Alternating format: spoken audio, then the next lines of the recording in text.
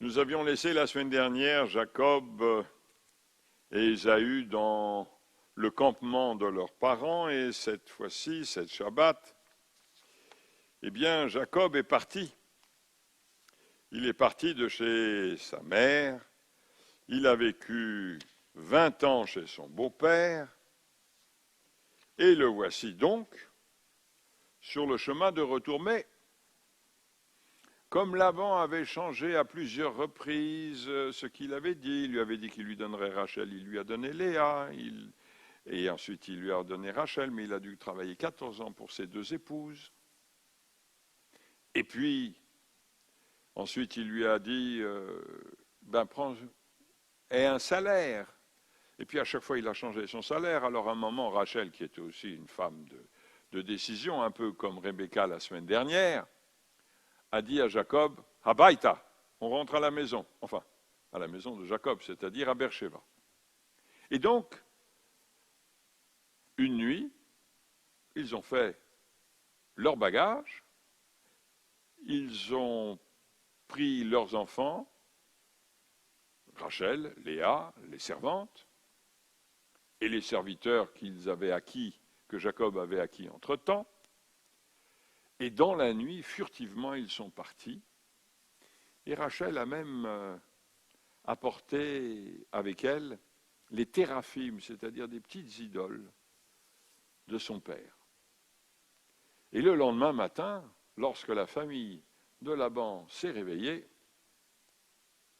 le campement de Jacob avait disparu. Alors Laban, avec ses fils, est parti à la recherche. Il s'est dit, il a été là d'où il vient. Et donc il a suivi le chemin qu'a suivi Jacob jusqu'à le retrouver, arrivé là où Jacob était avec ses femmes et ses enfants et ses serviteurs.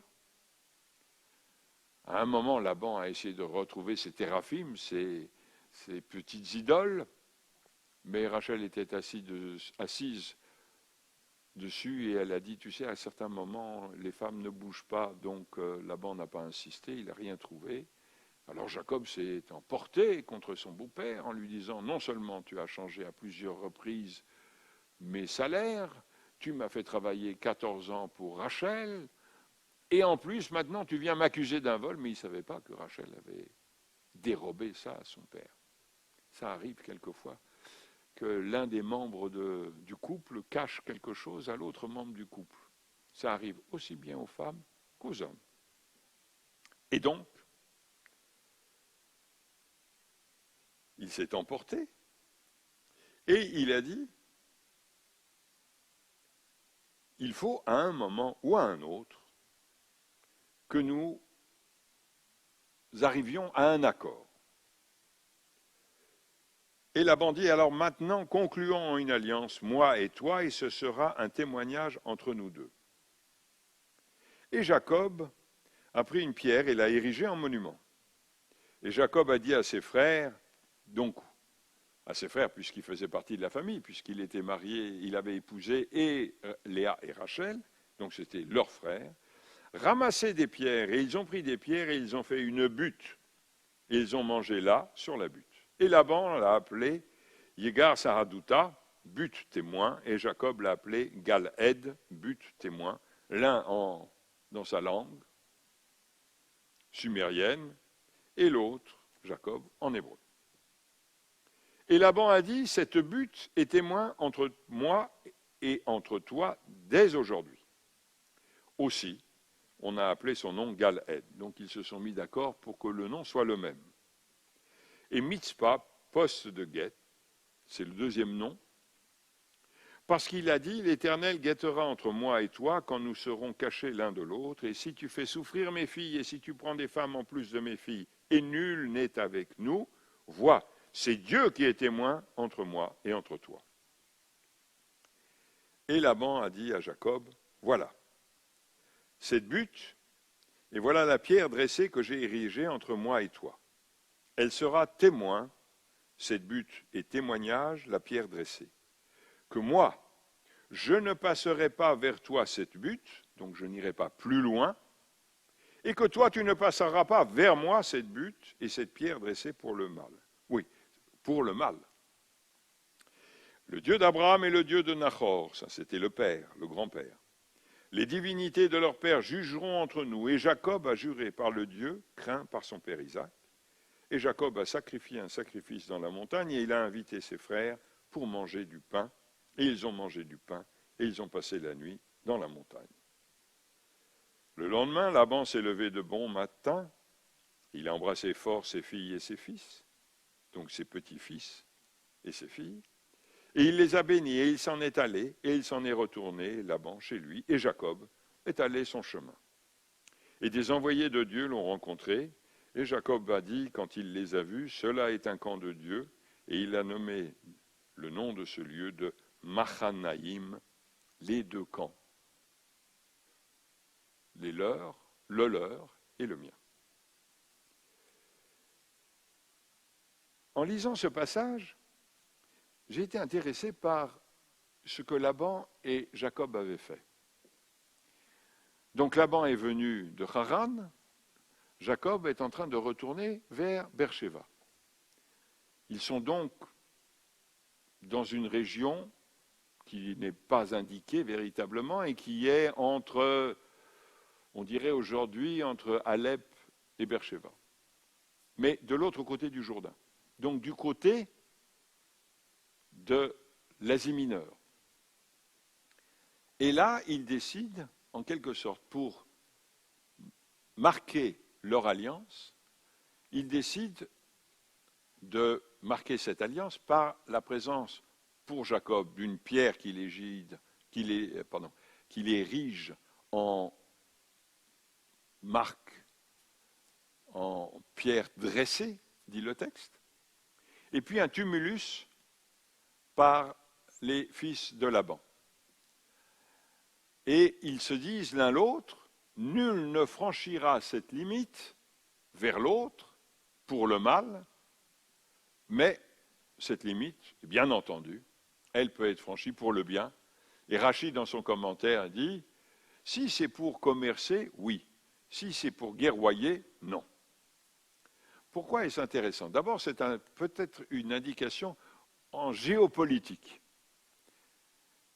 Il faut qu'il y ait des frontières. Il faut qu'il y ait des frontières qui garantissent la limite entre deux pays.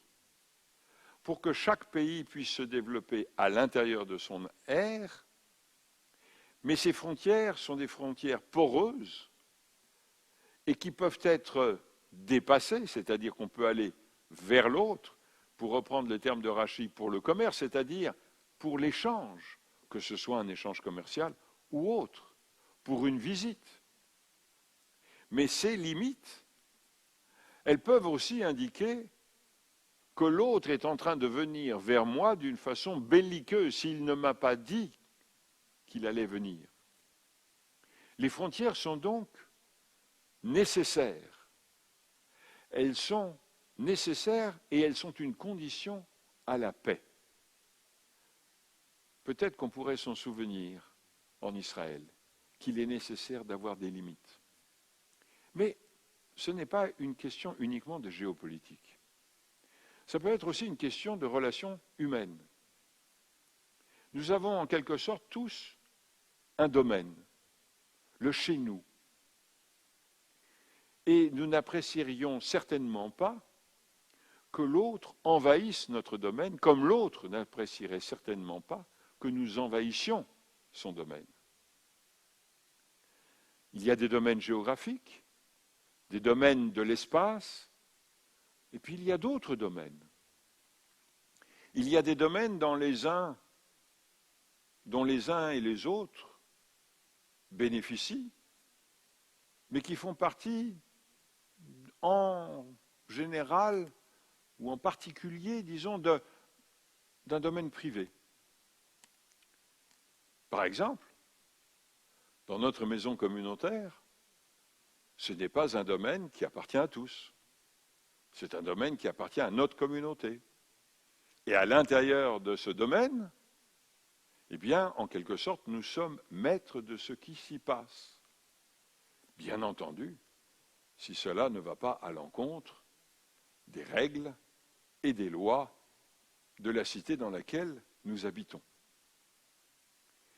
Et puis, parfois, il y a dans des constitutions, il y a des domaines qui sont particulièrement réservés.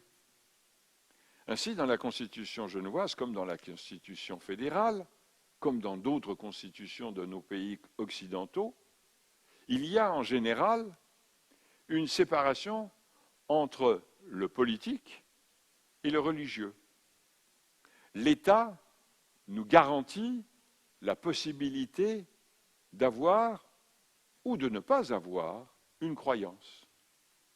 L'État nous garantit la possibilité de pouvoir exercer nos pratiques religieuses tant qu'elles ne contreviennent pas à des règles générales et qu'elles ne mettent pas en péril la relation que nous avons avec les autres.